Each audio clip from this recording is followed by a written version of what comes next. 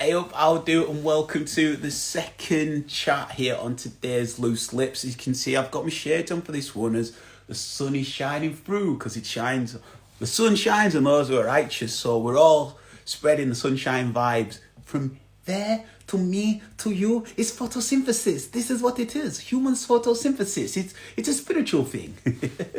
Anyway, after that little OD on vitamin D.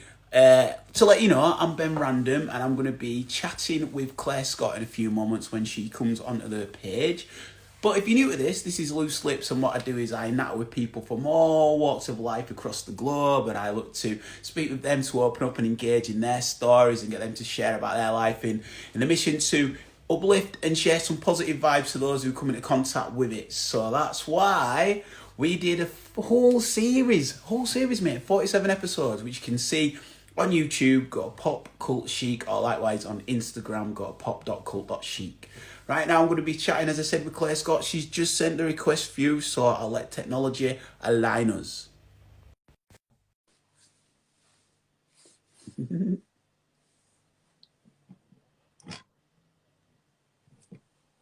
Hey up.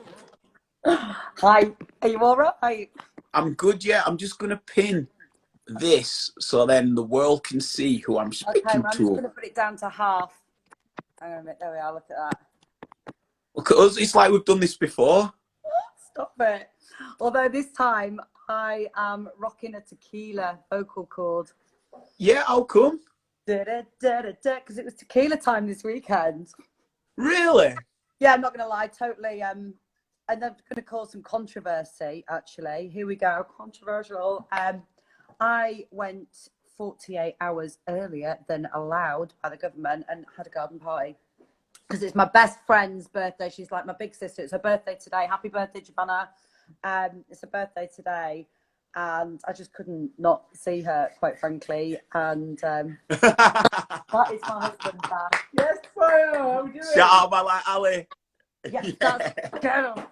Anyway, brought a pizza back. So anyway, so it was her birthday today, and I went on Saturday to see her, and we got a takeout and drunk tequila. And Ali, designated driver, so I've got tequila voice.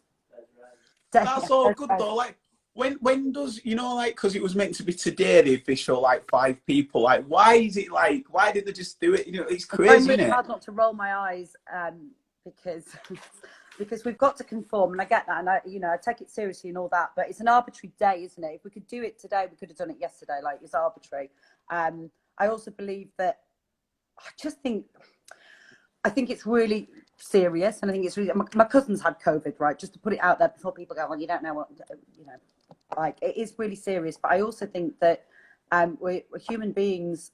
Like, there's people that there's more people, I think, that will be affected long term by austerity cuts, by if we go into a double-digit recession. I think the lockdown has proved to be useful, but I also think when did we as a human race stop trusting and believing that most human beings are sensible and most human beings wouldn't put other people at risk? And you're just as likely to get COVID from the tin of beans that you pick up in the supermarket. Do you know what I mean? Like, you've just got I know what you're saying. Do you know? sensible. Right. What's crazy about that, right, is I agree with what you're saying, but I know the inception of when people felt, well, there's no like sensibleness, and it's when political correctness started becoming too much, and it replaced common sense. Yeah. Do you know? And it's like everybody's. Oh God, it's something else for us all to fall out about, isn't it? Do you know what I mean? Like, seriously, it is something else. I've found it a bit like, you've got to be mindful and respectful of everybody. And where some people are really frightened by it, and some people are working on the front line and are seeing it every day, and it's affecting their families. And other people are really blasé about it. And you know what? Everyone is entitled to their opinions a little bit. But why does everyone have to, all of us, why does everybody think their opinion is more valid than the next person's? And I think we've just got to be mindful and accepting of everybody's opinion with it. And, if somebody wants to walk past you in a mask and still smile and say hello to them, just be cool with them. It's not my bag. But I'll be honest with you, I'm getting a little bit tired of certain people, like on the dog walk. on the dog walk, like looking like people look at you like you're a plague victim, like they're settling down a little bit. But I tell you what, this is maybe just people are so frightened. There's so much fear, isn't there? Like people are really, really frightened by it. But I don't watch the news. So I wait for all of my news, Ben, from third parties, which is usually my boss, my mum. And that's about it. Nobody else really talks to me about the news. Do you watch the news? I don't watch the news like at a set time, but I've been YouTubing a few Newsnight bits, you know. I'll let you Yeah, off for that. yeah. No judgment, safe space. No. Do you know it were Denzel Washington who said, "If you watch the news, you're misinformed. If you don't watch the news, you're uninformed." Yeah, I think that's a fair point, actually. Yeah, I'm a big believer, though, in controlling what you can control and being educated and actually having a bit of an open mind about things as well. So I think we've kind of got into a not brilliant situation in that we're quite a tribal like species, aren't we? We're quite a tribal species. That's what we are.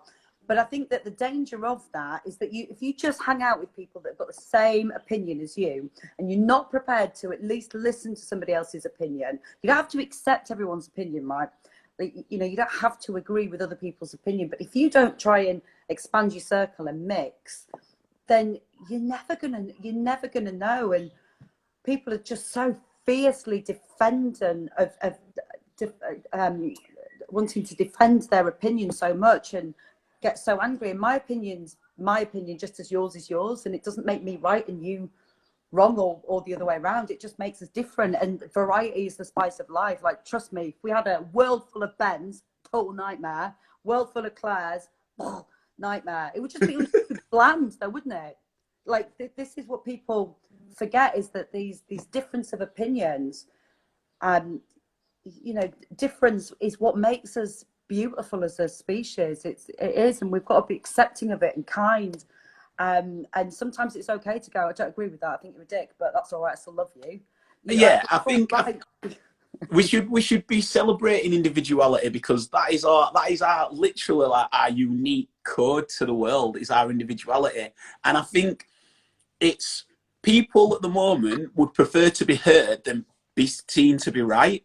And I think if people like focused on that, it's like a reply can come straight away. It can be so active, and it's like, well, have you really thought about that, or broke it down, or gone away? So that shows that they want to be heard rather than be right, and take that time out to actually like associate with it. I think that if you've got an opinion, you should be open enough to put it to people in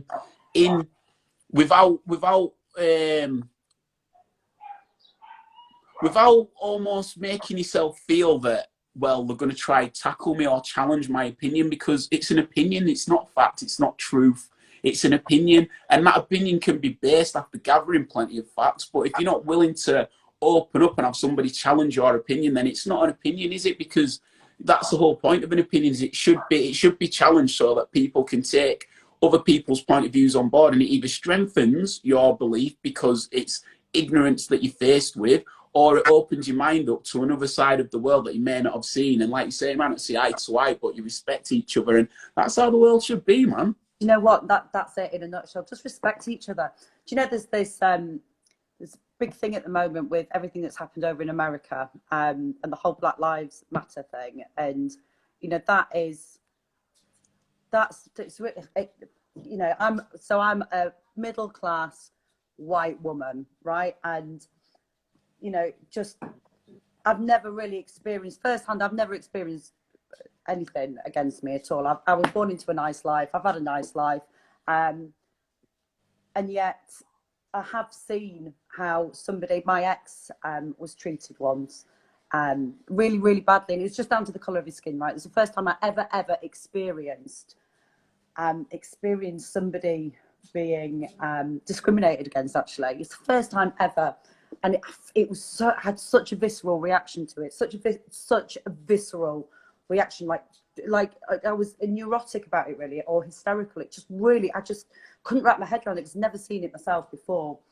And it is that power struggle, and it's when I unpack it, when I think about how people are so visceral with their reactions and how people can discriminate because of a pigmentation in a skin color, and how people, or about who fancies who, it's like, you know, when you unpack it, or because of which religion that people like, it's just like it blows my mind that we're in 2020 and we're still having these conversations. But when you unpack it and when you look at it, I don't just look at it from, so when I was with Trevor, we were going into a gay bar and they stopped us going in, and there was no reason other than the colour of his skin, and he had half an ear missing. That was the only reason that they didn't want us to go in. And I kicked up such a stink that they let us in. Right? And I remember getting in the taxi, and the taxi driver could see how upset I was. Claire, can you hear us? It's frozen a bit now. Oh, you know, I was just wait like, for it to catch up. this can't be just the way it is. I'm bright faces. Mate, can you hear us? Can you hear us? Can you hear Hang us? Hi. Wait for it to catch up. So it was cutting out just as you were saying, going to the bar. Right. I think I got that you couldn't get into the bar, and then you were in the taxi. Couldn't get into this bar. Anyway, I kicked up a stink and they let us in. It was a gay bar as well, right? Which is also, you know, you're supposed to be everybody. And I was so upset by this incident that we had to go home anyway, because I was saying, and the taxi driver was so lovely with me. He was like, what's happened? I told him, and I was like, it's just the colour of his skin, and that's the only reason. And he passed me a tissue and he said to me, it just happens. That's just what happens. And you know, in that moment, I blew my mind. I was like, it just shouldn't just be just what happens. Why is that even a thing? And it was the first time I'd ever experienced discrimination or anything, and like seen it, and it really upset me. And their opinion is more important than others, and why are we disrespectful still in this society? Why? Why? And I really think it's down to people like feeling that they haven't got the power, and that they're not significant, and that if they behave in this manner, you know, the way that police officer behaved, that was power. That was all about power. That's all that was. It made him, in that moment, he felt significant. He was significant. Your picture keeps, the screen keeps freezing. Hi, you've frozen now. They don't want us to talk about real shit. That's what's happening.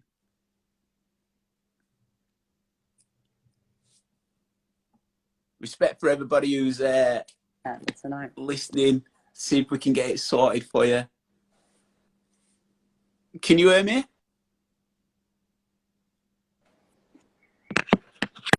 Can you hear us? 1 second. I love that. It was one of the most brilliant points that was been made as well. I feel like, hang on. Let me get plugged in. Yeah, I'm feeling this. This feels better. This feels better. I'm sat next to the router, and I'm plugged into a plug socket. So who are you with? I've done who are you with? Which network provider? I should know this, shouldn't I? Virgin, because I work from home, so I pay.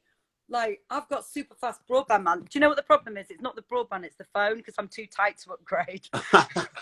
I'm on an iPhone 6, and I am just too tight to upgrade. I had iPhone 6 before. Look at that background. That's SpongeBob and Baby Apes Milo. It's one of the rarest backgrounds you could get. That. Ooh. Well, there's a reason it's rare, because nobody bought it, babe. That's why. Do you know, you're not even fronting. Like, honestly, like, I got it on Amazon. Like, proper managed to trawl through, and then it started getting a bit damaged. So I went looking for it again. none listed anywhere.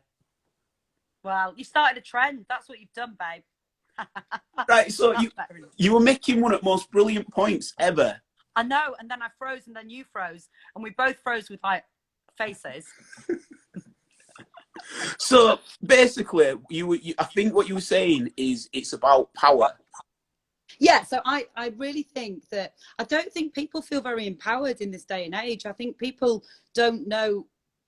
I think we've got a warped understanding of what power and success looks like, and because of that, people try to feel, they need to feel, everybody wants to feel significant, right? That's just a basic human need to feel significant. Is, of course you want to feel significant, but you know, what's the quickest way to feel significant? If I put a gun to your head today, all of a sudden I'm really significant in your world, right? So that's why violence prevails, because of that. But I think it's a societal problem. It goes right back to the very beginning of society, doesn't it? And what we instill into small people, and what we deem as acceptable, and thinking about the language that we use. And like, I feel really passionate that everybody's got a power. We've all got the power, but people just don't believe it. And so what they do is they're mean and they're cruel, and they, you know, stamp on people because of having an opinion. And that's just inherently wrong in my, like, everybody is entitled to their opinion, totally entitled to their opinion, but nobody's entitled to make somebody else feel bad about their opinion. You're just not. You know, because your opinion's not more valid than my opinion. It might not, neither of us might be right, but you know, we've just got to be accepting. I just think I think we should preach acceptance.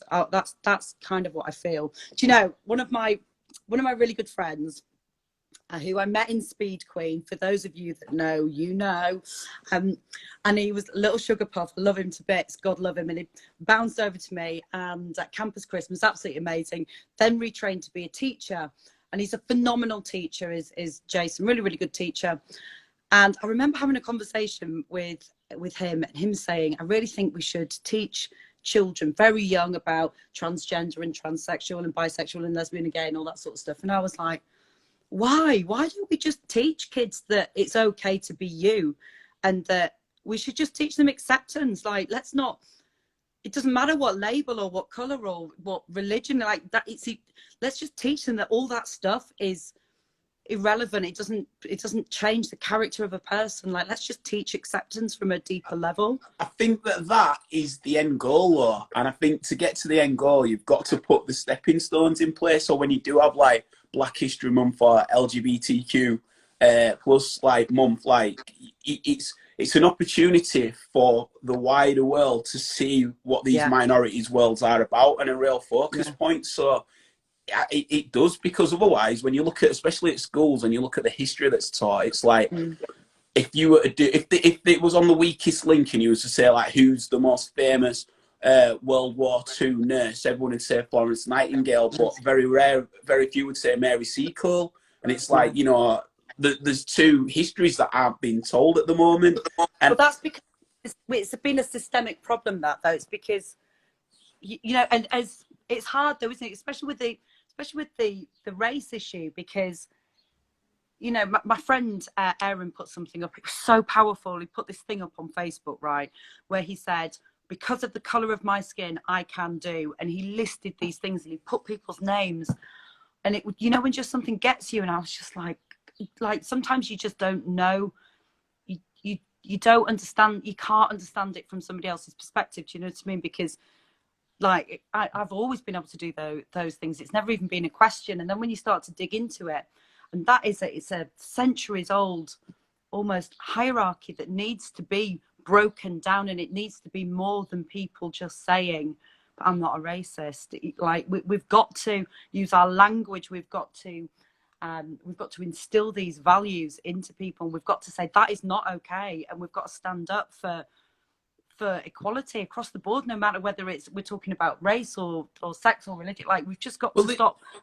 This is We're all one human race. Yeah, but you said it before, like you've not like felt it, but I do see like complete similarities with racism and sexism, because there's subtle nuanced sexism that you will experience that you'll just almost like ride over, you know, and then you could get in a taxi. I could see it. I could be upset, and it'd roll reverse in the taxi. You know what I'm saying? Like that example, I because get it, actually. it's I so, think and you I make a think valid point. that's what needs to be made, is that striking similarity, because sooner it'll be realised that the minorities aren't the minorities, the majority. They're just going through their issues in the segregated parts, because obviously it's personal and it is specific to them. But if you can take a step back and see the patterns of it, then you can start to see it crossover.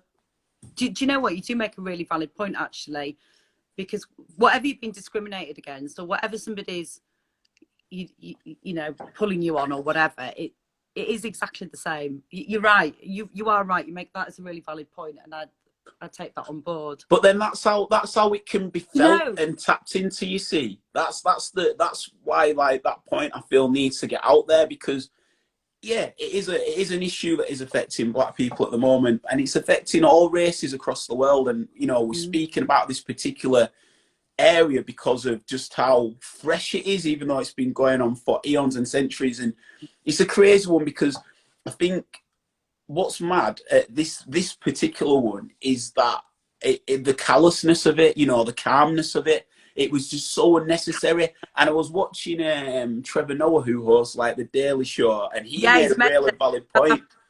And he was just saying, like, you know, what was the most shocking thing about it? Was it the knee to the head? Was it the fact that it was murder, or was it the calmness of the police officer? And that calmness comes through a superiority. It does, because that's the only way that you must be able to conduct stuff like that. And I've been racking my head over it, because like he said something really incredible, and it's like, what is society? And society is basically a compliance by all its citizens of, we conform to how this has been run. But if it ain't been run for one set of people, be ever who that be, then do they have a right to be vocal, or let's say exercise their frustration in certain ways through the protest? I absolutely believe that people should be able to. And do you know what? You make a really valid point there, that like society is, it's the construct, isn't it? It's the narrative that we all agree to live by, to live in a community which allows us to get from A to B on a daily basis. But if it is geared up to always favour one part of that society, then unfortunately what you get is, it's like the wealth gap's another thing that I think is a huge problem in Western countries, you know, because the rich are getting richer and the poor are getting poorer, and you've then got the haves and the have-nots. And you know, if you look at the certain billionaires, and don't get, oh, we've gone frozen again, Soz. I've got nothing against people that earn a lot of money. Sorry. Frozen in a weird You'll come position. back, you'll come back. It's every time you're making a proper beauty point as well. Let's see if we can... Right, you're back. So you were saying that the wealth I have gap... very wealthy people. If Yes, anyone's watching, just to let you know know that Claire's with Virgin, so this is a real good advert for Virgin Internet. Are you back? I am back, and I would say it's less of a advert for Apple, actually. Apple iPhone 6. I'm rather like Virgin's not so bad. It's definitely my phone's probably overheating. I'm really sorry about that. Don't be silly. You saying the wealth gap? You say wealth gap. So with the wealth gap, you know, when you look at the when you look at the wealth gap, it is absolutely it is outrageous. And I have nothing against people that earn a lot of money. Like, I'm all for it. I just think, you know, good on you if you earn money. But I really think that money is an amplifier, right? So is money good or bad? Money is just simply an amplifier. So if you're a generous person, you've got lots of money, you can be more generous. If you are a flashy person, you can be more flashy. Do you know what I mean? It's just an amplifier. And I just think we've got things wrong. You know, if you look at people with nothing compared to the people that have got everything, it's just the gap is getting bigger and bigger and bigger. And that really, really concerns me, because we're getting the them and us. And the people with lots and lots of money, of course, have lots of clout. They've got lots of status. They've got the ability to leverage and pay for things and be in the right circles with the right people that make decisions that do then benefit them. So what then happens in society is you get a position where a certain, rules and regulations are passed that benefit certain people. And I think that's a major concern. I have nothing against people that earn well, by the way. Some people just haven't had the same opportunities, and they haven't had the same guidance. Some people just haven't had the same guidance. Yeah, so I think if you look at, sorry, if you look, go on, finish that. That sounded like a good. No, I was just going to say, I just think we should treat people with compassion, and I think if you've got, then if the more you've got, the more you've got to give. And you can't ever get poor from giving. You just can't, because the more you give, the more you get back, like 10 times. And I believe that wholeheartedly. But it doesn't always have to just be about money, giving money. So time's quite precious. My time's really precious. And, giving your insight, giving your experience, that's really precious. Giving your empathy to somebody is really precious. There are things that you can do to give. And I think if we were in more of a giving and contribution led community or society, then, if we valued contribution more than we valued anything else, then we'd get things.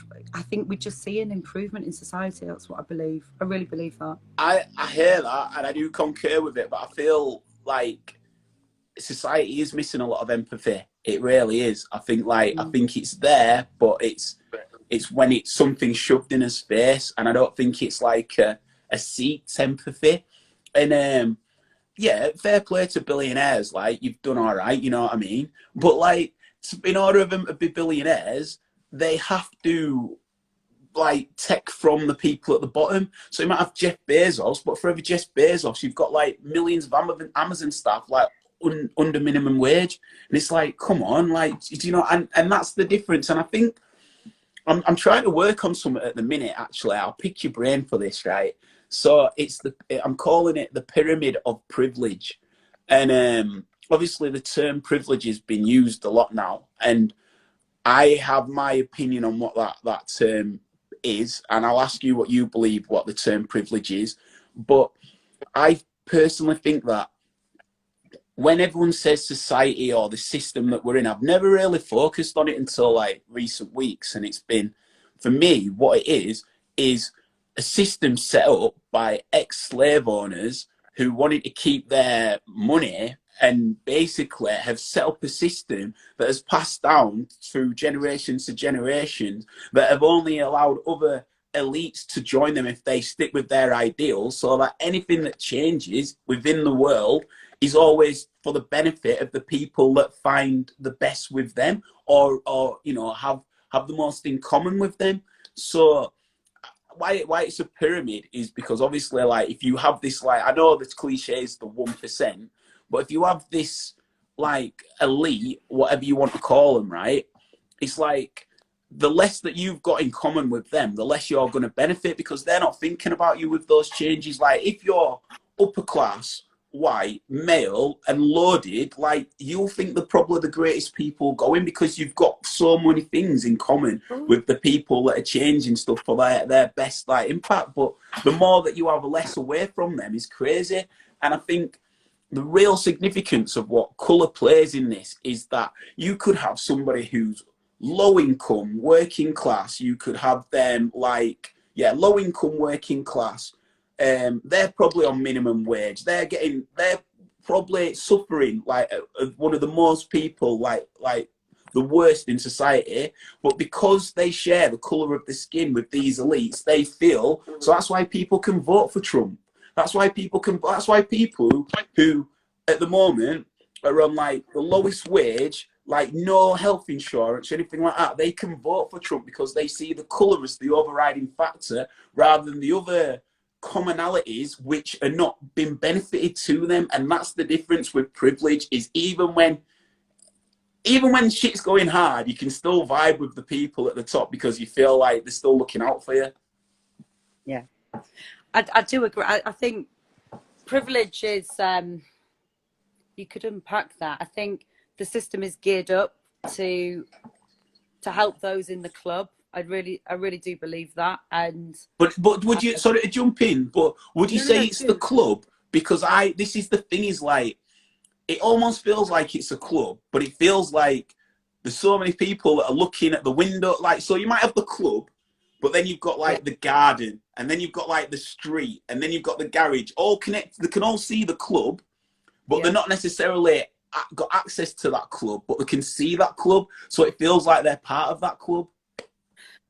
Yeah, but I think, you've got to look at things like, so let's take Parliament, right? Really easy. How many women are in Parliament? Number one. How many white, male, Eton and Oxford educated men are in? What about the unelected lords that sit? How many of them are Asian men or women? Like, we're under, like, there are people that are underrepresented in this country, and the beauty of Britain is that we are a multicultural country. Do you know what, Parveen? I sat with Parveen. We were talking about, how her family came over to Bradford, and like a mum and dad.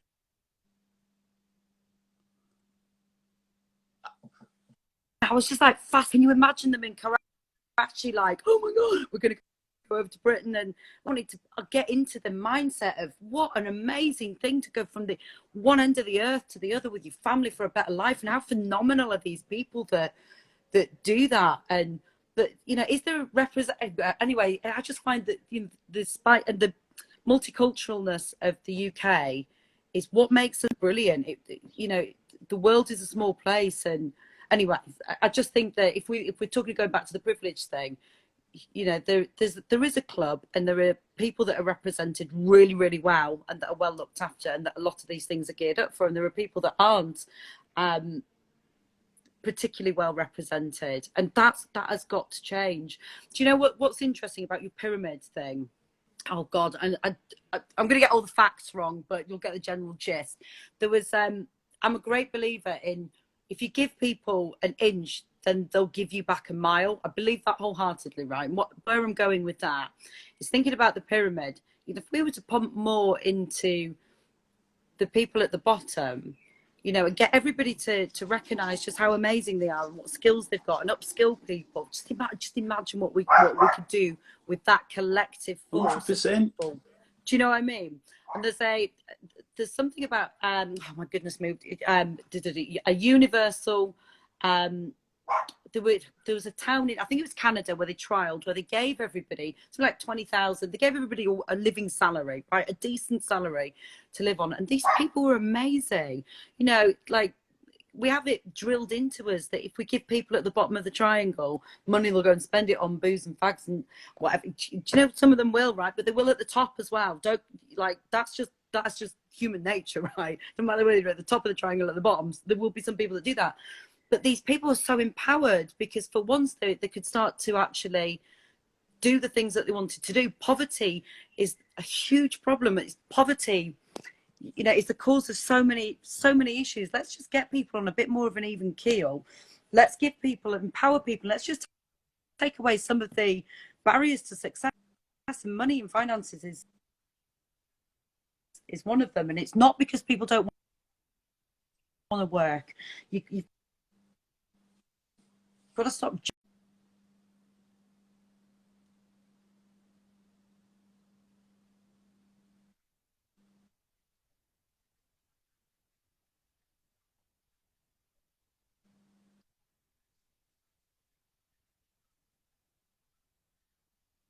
Yeah, it's not working. Improved, No, but and that's the there thing. was no bad It that came doesn't from it, work, Ben. but Like, it is no working. It is badness came working. from It and doesn't I just work, think but there's it is lessons that we working can for the learn. Like, people it that want doesn't it to work. work. What happens now doesn't work. It just doesn't work. We need to. Doesn't work. It doesn't work. And even people like me that Nah. sit in a nice house with a good job. Exactly, for a small minority, that's what it works for, and it's not right. Have you ever heard of a guy called Michael Tellinger?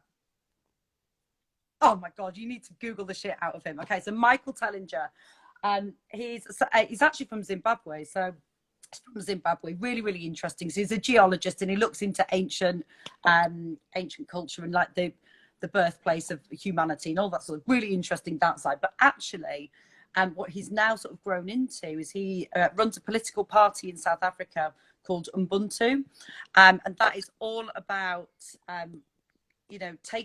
taking away the construct of money effectively, and he's got this movement going. It's Ubuntu. Check it out. It's really, really interesting. But talking about living in these smaller societies and living in smaller communities and completely, tearing down what society looks like now with what works for the small minority, and reconstructing society. And I think I don't think it'll happen in my lifetime, I'll be honest with you, Ben, but I do believe that the bigger that wealth gap gets, the more disenfranchised that the minorities are, then the bigger the problem. Don't you think that this is that? Do you think that this is that time now? The bigger the problem those people have got, because the minute we all wake up and go, actually, collectively, we've got some power and we take back our power, then they're buggered, frankly, because they haven't treated people very well. Do you know what I mean? I think do you know what? Like, when I'm talking to you now, I feel really empowered by it. But there would be a lot of people that would watch this and go, she's mental. I think because of the group that again, it's going back to hanging out in the same sort of circles with people with like-minded, because birds of a feather flock together. So I hang around with a lot of enlightened and open-minded people that would like to see a change. But I think, if you were to drop me into the middle of, I don't know, Rochdale or Luton or something, and to express my ideas, they might go, she's landed from the planet Zog, or she's a conspiracy theorist, or whatever the words that they use. But I feel really passionate that that there is a change. I can feel that there's a change. I feel that there's change coming. I feel that too many people can see that it doesn't work. What's happening now, it isn't working. It's not right. And the whole lot, there's so much that's wrong, from the education, like, how we educate our children into being little robots, and that we don't, the kids that struggle because they're not academic don't do as well because we try to completely, knock out that creative ability. It does keep coming back to that the uniqueness of the people. I tell you what's a mad thing as well. To be who they are. I've seen that while like COVID's been happening and everything, the government have they've got it signed off, and it's got to go to one more like hierarchy, but it looks like it's going to be signed off where they're going to take away the checking standards of certain foods. So basically, we can be getting like chlorophene like chicken and stuff like that. Like, I just don't get it. I just don't get who's benefiting. Why?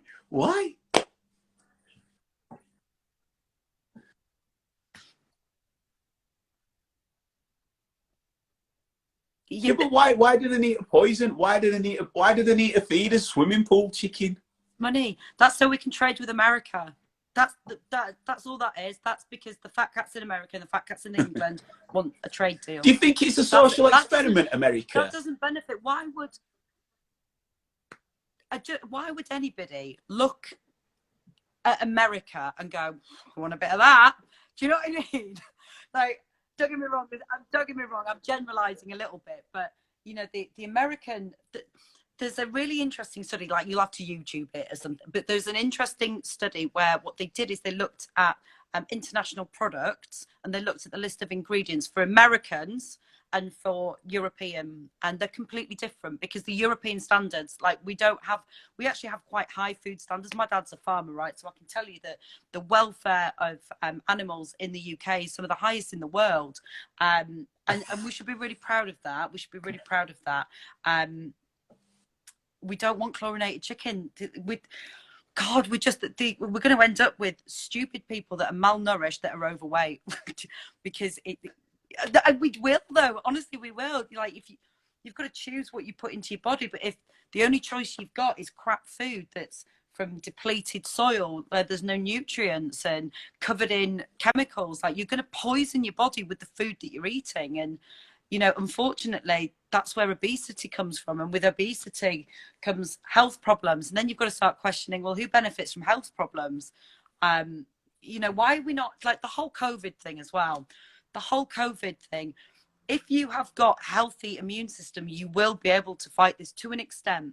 I'm not generalizing, but where is the advice to eat 15 to 20 vegetables and fruits a day, eat organic, exercise healthy, meditate? Where's people talking about meditating? We're not talking about that. Feeding yourself, turn the news off, just watch positive things. Where's all that advice coming from? Because stress and fear actually is physically proven to have a negative effect on your immune system. Get your gut microbiome sorted so that where your serotonin levels and where where your immune system is actually built can fight these things if you get them. Because guess what? We live in a world where there's a lot of bacteria and there's a lot of viruses, and these things are going to keep coming and coming and coming and coming.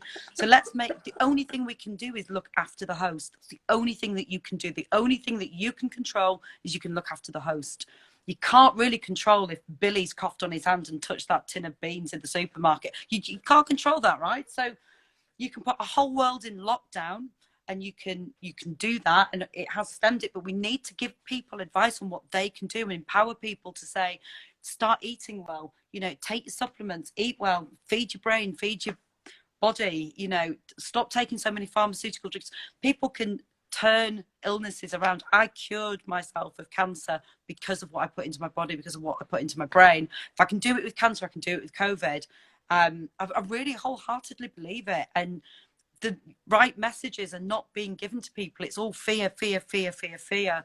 What it needs to be is you're an empowered, intelligent being, and your body and your nervous system has this innate intelligence. Like, we have this magic about us. You can dress it up all you want, but you cut your finger and your body knows how to heal itself, right? That magic, mate. It's magic. We're all bloody wizards and witches. We are made of magic. We're made of stardust, and we have to believe that. But we need people to know. We need people to know that if you eat food like products, you're not nourishing your body in the way that it needs to. Your gut microbiome, all the bacteria that do all the good stuff inside you that help fight all these illnesses are not being fed. They're dying off. So do you feel, people will though, get that in this time, I do think it's an awakening. I think, like, it's almost like don't spread the right messages. the planet's needed to heal, right, and now it's almost like the universe is just like pulling out. It's almost like sieving what doesn't need to be kept, right? And we've all got to see it, to experience it, to choose which path we want to go down. And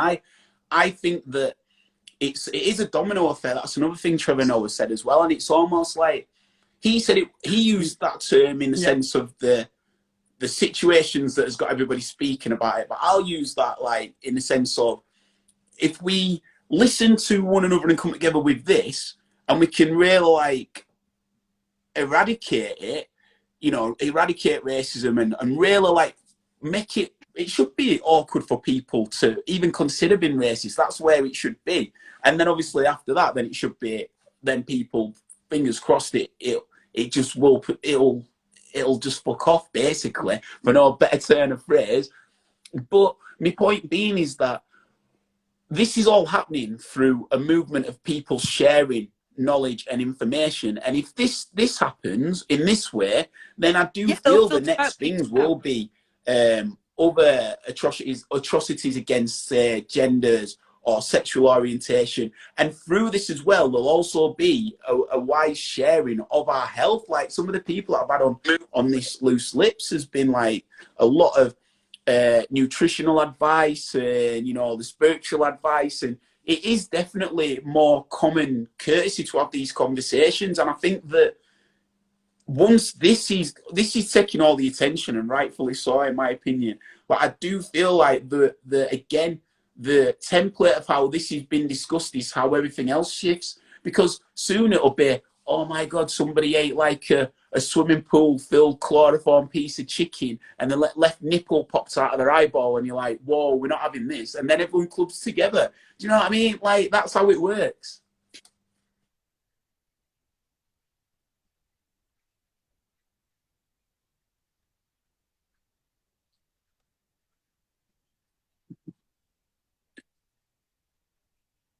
Yeah, it does, and it is. And I think, when you take a holistic view of the world or society, whatever, you can get you can get angry, but I think, and you can get frustrated. But I do think you're absolutely right. You know, it is baby steps. You're not going to change everything overnight. It always got to be is. realistic about these things.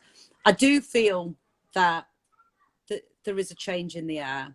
I do believe that. I believe that the internet's probably been a bit of a double-edged sword, hasn't it? It's probably caused, but it's opened platforms. It's given people platforms. It's given people voices. You know, your non-mainstream people voices. The people like the Stephen Grundys of the world, or the Neil Bernards of this world, that talk about your health and your gut microbiome that nobody discusses. And it'll be little baby steps. And there's, you know, like sugar, for example. There's a really, really, really good Netflix, I think it's on, documentary called This Sugar Film. It's really interesting to look at sugar, and you know, they said in like 50 years people will look back and go, as if people gave their children sugar, it'd be like you've been giving your kids crack cocaine. Do you know what I mean?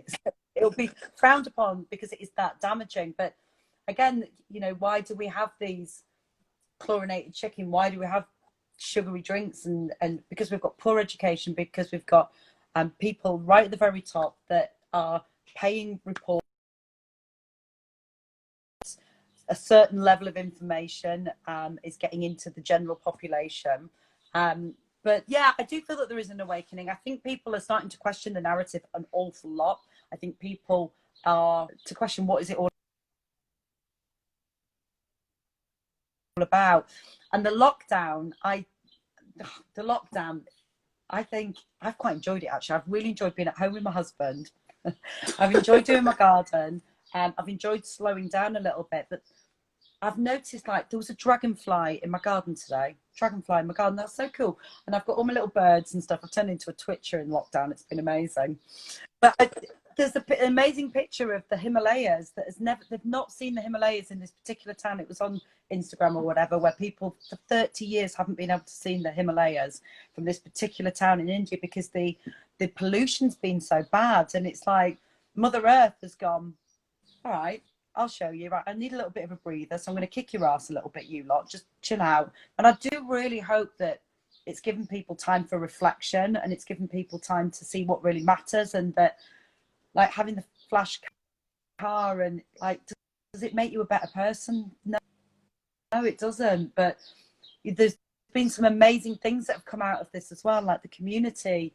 She's lonely, and she lost her husband 18 months ago, and she's on her own. And would I ever have talked to her if lockdown wouldn't have happened? Maybe not. And supporting,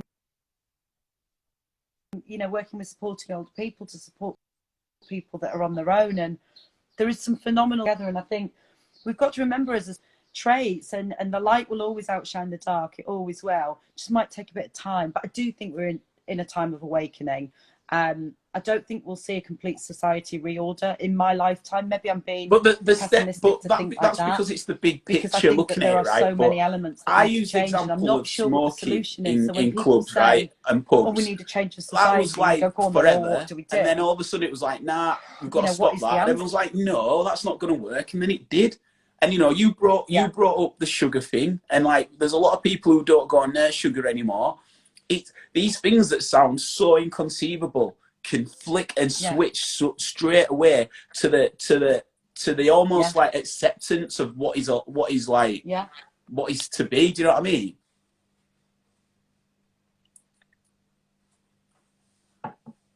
You've gone. Oh, go on, go on. No, you're back. You're back. Tony Robbins. I've got a quote for you that perfectly illustrates that. Tony Robbins. Have I gone? Let me cool my phone down. Hang on a minute. Give it a... So I've got a quote for you that illustrates that. It's in our moments of decision that our destiny, and it means that in a heartbeat you can change your destiny. And that was like a bit of a light bulb moment for me. It's in our moments of decision that our destiny is shaped or is changed. And I was like, wow, because that means that you can do an about change. You can go, sugar's no good anymore, or I'm going to look at things positively, or I'm not going to complain as much, or, you know, I'm going to start helping people in my community. I'm going to talk to that woman on the street because I've never spoken to her before. You can, you're absolutely right. And I think we need to remind people of that. I do think we need to remind people of that. The more people, it's like anything though, you know, good ideas, they do spread. And it just takes like shows like this and people to be more confident and being vocal, you know, and to break the mold and be the person that says, no, I won't give up my seat. I won't move to the back of the bus. It takes those people that stand up and go, no, I won't do it. Or no, we're not doing it like that. Or this is my opinion. And, you know, and it takes everybody else to, you know, be accepting of other people's opinions. Because when you start being open to accepting other people's opinions, that's when we'll start to see the shifts, Ben. That's when people will start to say, maybe there is another way of doing this. Maybe it's been put into me over my life doing things. But it brings us full circle then, because how it changes is being able to have conversations where we can exchange ideas and opinions and not have people jump down people's throats, but be willing to exchange opinions and either think, I understand that, or it doesn't work for me, but not just wanting to be heard, but, you know, actually wanting to be right or do better by people. Yeah.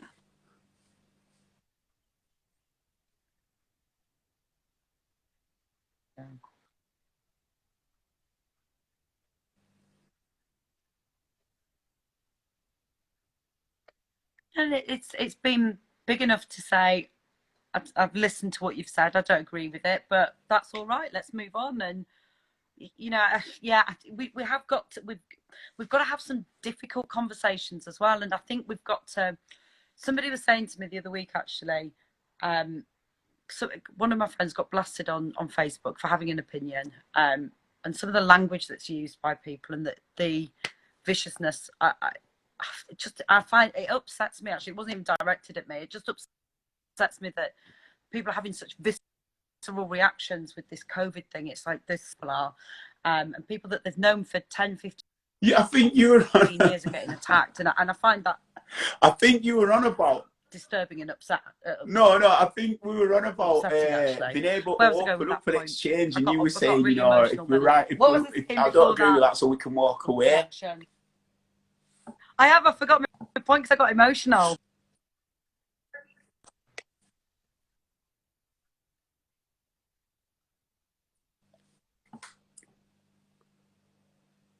You're back. So it was, you saying, sorry, you were saying it was a difficult conversation. That was it, difficult conversations. That's where I was getting conversation.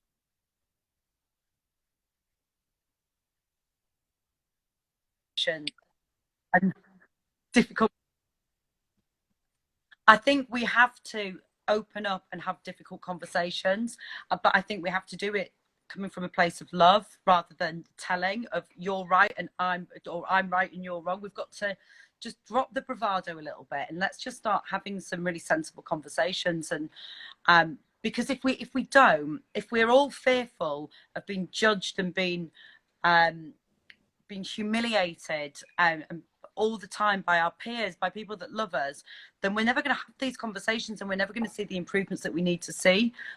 So I think it's really important that it's okay to be different, respect and care for one another, and sometimes say, I'm going to agree to differ with you. But if we don't have that acceptance, if we don't allow people to have those opinions and to open up those debates, to talk about the difficult things, then we're never going to put things right, because we're never going to get everything out on the table. We're never going to, get everything out. If we don't get everything out on the table, then we're not going to be able to get everybody to have a sensible, informed decision-making process. Does that make sense? I'm not being very eloquent with what I'm trying to say. What I'm trying to say, for us to fix what's wrong, we need to be able to feel confident to have, but people shouldn't be